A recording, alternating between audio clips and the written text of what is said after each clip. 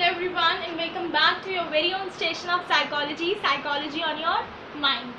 So in this video we are going to discuss first part of applications of psychology. ठीक है ना, application of psychology is the last chapter of your book, but we are going to do it prior because इसमें हमने attitude और behavior mainly social thought and social behavior mainly इसमें involved होगा and we have covered both of those chapters. So I am starting with this one. ठीक है ना. So basically ये chapter आपके 4 पार्ट्स में डिवाइडेड है. Psychology has many fields nowadays, but हम अभी जो हमारे सिलेबस में है वो 4 ही हैं. The first one is clinical and counselling psychology, the second one is educational and school psychology, third one organisational psychology and the fourth one is criminal psychology. ठीक है ना. So let us just discuss. Basically हमारे clinical and counselling psychology में क्या आएगा, counselling की definition सबसे पहले. So counseling की definition it is not given in your book, so I am doing it from other net वाले notes. ठीक है ना. You will also get Carl Rogers की definition ले लेना counseling psychology में. ठीक है ना. Counseling is a series of direct contacts with individual which aims to offer him assistance in changing his attitude and behavior. ठीक है ना. Basically और एक और एफ स्मिथ, ग्लेनिन एफ स्मिथ की definition है. Counseling is essentially a process in which counselor assists the counselee to make interpretations of facts relating to choice, plan or adjustment which he needs to make. Now see, counseling क्या होता है, एक ऐसा process होता है essentially जिसमें एक counsellor होता है, वो असिस्ट करता है काउंसली को. ठीक है ना. काउंसलर वो होता है, काउंसिल का मतलब बताते हैं सबसे पहले, हेल्प या असिस्ट. ठीक है ना, या गाइड करना किसी चीज़ को. तो काउंसिल का मतलब ये होता है, काउंसिल का मतलब ये वर्ड का. ठीक है ना. Essentially counselling is essentially a process. अब काउंसलिंग क्या हुआ, एक ऐसा प्रोसेस जिसमें काउंसलर होता है, यानी कि हेल्पर होता है. ठीक है ना. गाइड होता है, which assist the counselee. Counselee मतलब जिसको हेल्प की नीड है, to make interpretations of facts relating to a choice, plan and adjustment. Relating to a choice, plan and adjustment, किसी भी चीज़ से रिगार्डिंग अगर उसको एडवाइस चाहिए, so he will take advice from a counsellor. Now उसके बाद अब दूसरी वाली है कार्ल रॉगर्स की definition. Counseling is a series of direct contacts with the individual which aims to offer him assistance in changing his attitude and behavior. जिससे उसका attitude और बिहेवियर चेंज होता है. किसी इंसान का एटीट्यूड और बिहेवियर चेंज होता है डायरेक्ट कॉन्टैक्ट करने के बाद किसी से. लाइक कभी कभी क्या होता है, हम किसी से मिलते हैं, हम किसी से बात करते हैं, वो हमें कुछ ऐसे सिखा के चला जाता है जो हमें नहीं पता होता है, और फिर हम उस चीज़ को मानने लग जाते हैं. सो हमारा एटीट्यूड और बिहेवियर चेंज हो रहा है जिससे. ठीक है ना. हमारे बिलीफ चेंज हो जाए, एटीट्यूड चेंज हो जाए, बिहेवियर चेंज हो जाए किसी चीज़ के लिए. सो वो हमारी काउंसलिंग का प्रोसेस हो जाता है. ठीक है. So we here we complete counselling. उसके बाद नेक्स्ट टॉपिक हमारा आएगा रोल ऑफ अ काउंसलर है ना, क्लिनिकल साइकोलॉजिस्ट. ठीक है ना. उससे पहले हम क्या पढ़ने वाले हैं, एक बार काउंसलिंग का और वो करने वाले हैं. एक इसमें एक वर्ड आएगा डेलिक्वेंस, कि काउंसलिंग में हम किनसे डील करते हैं, पर्सनल लाइफ से, लोगों की ऑर्गेनाइजेशन से. ठीक है. और उनकी पर्सनल लाइफ से, इंडस्ट्री से, वोकेशन से, बिजनेस से, प्रोफेशन से. नाउअडेज काउंसलिंग इन सब चीज़ों में इन्वॉल्व है, एजुकेशन से. ठीक है ना. Criminals and डेलिक्वेंट्स. डेलिक्वेंट्स, अब डेलिक्वेंट्स कौन होते हैं, डेलिक्वेंट्स वो लोग होते हैं जिन्होंने कोई लॉ ब्रेक किया होता है या फिर they have perform some sort of crime. So these are known as delinquents. Now ये क्वेश्चन आ जाता है बहुत बार ऑफन बोर्ड्स में कि who are delinquents for 1 marks.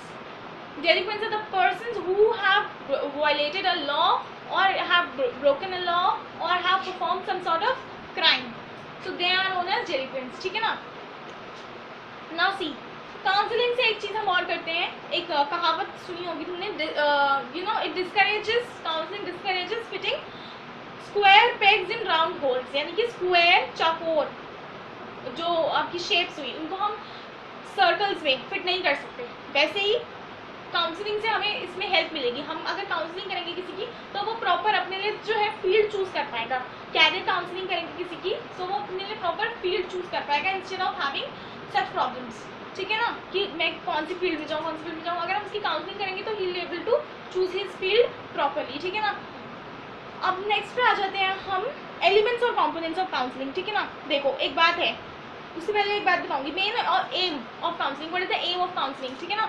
M of counselling क्या होता है, लोगों के एंजाइटीज, माइल्ड डिप्रेशन और क्राइसिस वगैरह में उन्हें सपोर्ट करना. ठीक है.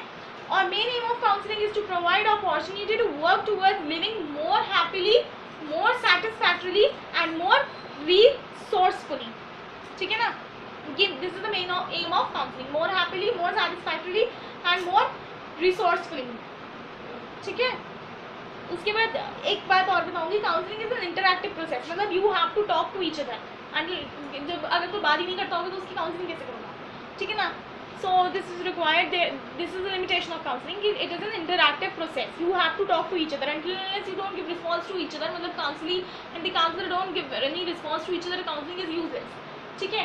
So उसके बाद elements और components of counseling. ठीक है, elements क्या हुए उसके. Now see, अगर कोई भी वो है, counselling is a voluntary process, मतलब कि आगे ये दूसरे शब्दों में भी आएगा, ठीक है ना.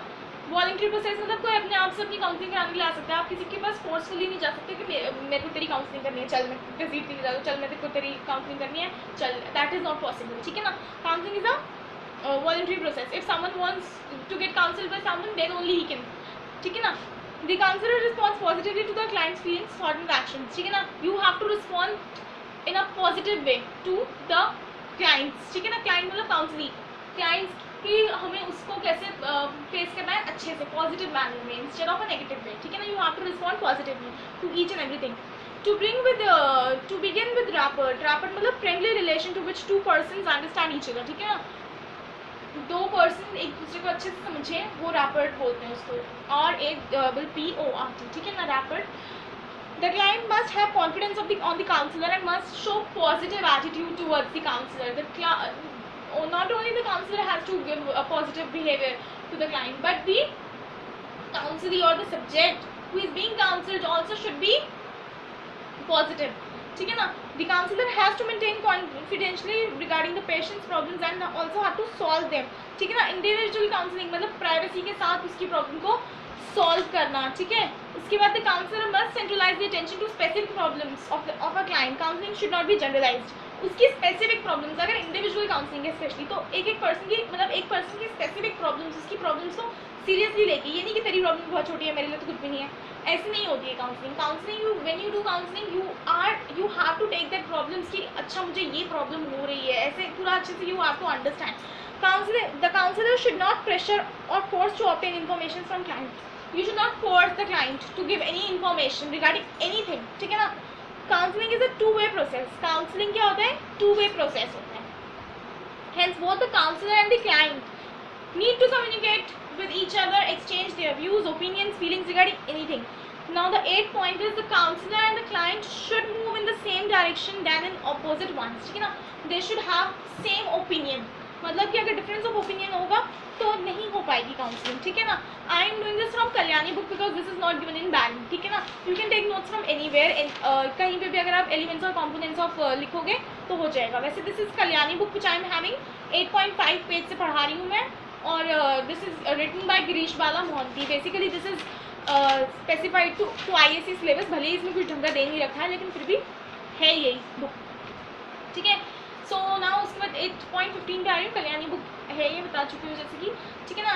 अब डायरेक्ट काउंसलिंग और नॉन डायरेक्टिव काउंसलिंग की बात करते हैं. डायरेक्ट काउंसलिंग में क्या होता है, काउंसलर और वो एकदम एक्टिव रोल प्ले करते हैं और एक दूसरे से सीधा सीधा बात कर लेते हैं, फीलिंग्स, इमोशन सब शेयर कर लेते हैं. ठीक है. So this is direct counselling. But normal days में हम ये नहीं कर पाते हैं. ठीक है ना. क्योंकि हम किसी से भी सब कुछ एकदम डायरेक्टली नहीं उगलवा सकते. ठीक है. Non-directive counseling. This is also known as client-centered therapy. Direct counseling is not so important. Non-directive counseling और client-centered therapy is very important. Carl Rogers ने इसे करा था. ठीक है ना. Basically, the purpose is to change belief of the client, various belief of the client by placing him mainly in an environment where he receives unconditional acceptance from the counselor. In this type of counseling, the counselor refrains from giving advice or direction to the client. Here the client is left to himself to speak out his problems. ठीक है ना. इसमें क्या होता है कि client को आप बोलते हो कि आप अपनी प्रॉब्लम्स हमें बताइए डायरेक्टली. ठीक है ना. And be listen to problems very carefully. ठीक है ना. And unconditional acceptance. ठीक है ना. अनकंडीशनल एक्सेप्टेंस मतलब कि जो क्लाइंट बोल रहा है वो ठीक है, मतलब उसके हिसाब से वो ठीक है. ठीक है ना. और आप ऐसे नहीं कह सकते नहीं तो ये गलत है. You have to agree whatever he is saying. ठीक है. Instead of interfering during the talkative session, the counselor just nods, say yes and go on, continue. कि हाँ आगे बोलो, continue. ऐसे you have to use such ways, ठीक है ना। इससे उसके सारी इमोशनल, पर्सनल या जो भी सप्रेस्ड चीज़ें हैं या रिप्रेस्ड प्रॉब्लम्स हैं वो सब बाहर आ जाएंगी, ठीक है ना। एंड यू कुड नो कि आगे करना क्या है, उसको क्या एक्सप्लेन करना है, वो बाद में समझोगे। पहले उसकी सारी प्रॉब्लम्स बाहर निकलवाओगे कि what are his various problems, ठीक है। अब ये टॉपिक खत्म हो गया। Next we are coming to now see, हम क्या कर रहे थे, role of a counsellor and a clinical psychologist in dealing with individuals. Individuals हम पढ़ चुके हैं, अब फिर से इंडिविजुअल काउंसलिंग को एक बार शॉर्टकट में देखते हैं। इंडिविजुअल काउंसलिंग में क्या करते हैं, when counseling is provided individually, when counseling is provided individually, directly or indirectly, it is called individual counseling, ठीक है ना। डायरेक्टली या इनडायरेक्टली अगर काउंसलिंग करते हैं किसी की पर्सनली, एक इंसान की, तो दैट इज इंडिविजुअल काउंसलिंग, ठीक है। ये हमने पहले भी पढ़ लिया है। Discussion between counsellor and the client, ठीक है ना। Counsellor and the counselee is known as वो अभी जो हमने काउंसलिंग को डिफाइन किया था वो भी हमने इंडिविजुअल काउंसलिंग के टर्म्स में ही डिफाइन किया, जो कार्ल रॉबर्ट्स की डेफिनेशन है, ठीक है ना। उसके बाद आती है group counselling. Group counselling, counselling can also B part in groups, छोटे छोटे ग्रुप्स में भी हम काउंसलिंग कर सकते हैं, ठीक है। वो कैसे कर सकते हैं, व्हेन सिमिलर प्रॉब्लम्स हो, ठीक है ना, लोगों की सिमिलर प्रॉब्लम्स हो तो हम उनको ग्रुप काउंसलिंग दे सकते हैं। और counselling can also be done in such a way कि हम मतलब एक सेम एज ग्रुप ले सकते हैं जिनकी सिमिलर प्रॉब्लम्स होंगी, ठीक है ना। Like introducing a new concept to someone, ठीक है ना। So we can do group counselling of some age group, ठीक है ना, सम स्पेसिफाइड ग्रुप, ठीक है, वो ग्रुप ले सकते हैं, तो उनकी काउंसलिंग हम कर लेंगे। और इसमें क्या होते हैं, देखो, the problems in group counselling, the problem solve are simple and not complex. Complex problems नहीं सॉल्व हो सकते हैं इसमें।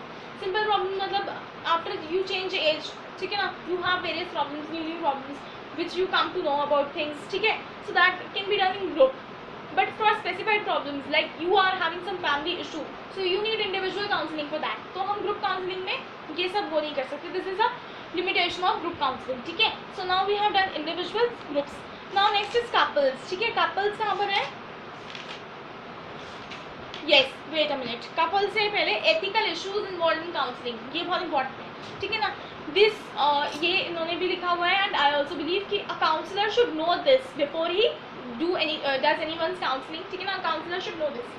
Counselling of a person without his consent is unethical, मतलब कि आप किसी से पूछे बिना, उसकी परमिशन के बिना उसकी काउंसलिंग नहीं कर सकते, किसी को ज़बरदस्ती काउंसलिंग नहीं चिपका सकते, ठीक है ना। डॉक्टर्स जैसे डिजीज प्राइवेट रखते हैं, similarly counsellors also have to keep the things confidential, ठीक है ना, मतलब कि you are not going to share with everyone and the client should also believe that you are not going to disclose any of his problems to anyone, ठीक है ना।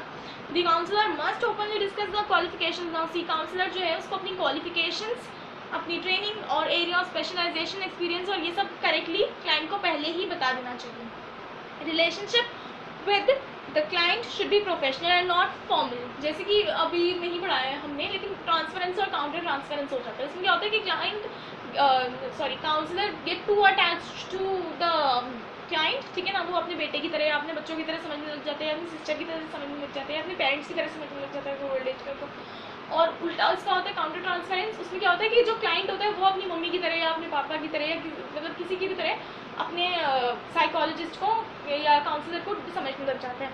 सो ऐसा भी हो जाता है because we are all human beings, we get attach to people, we are emotional, ठीक है। So it happens. सो इसीलिए इन्होंने कहा हुआ है कि the relationship between the counsellor and the client should be professional and not personal, ठीक है, और बिल्कुल फॉर्मल रिलेशनशिप होनी चाहिए। और you should be able to share everything, but doesn't mean you are not you become informal or you become personal with anyone, ठीक है।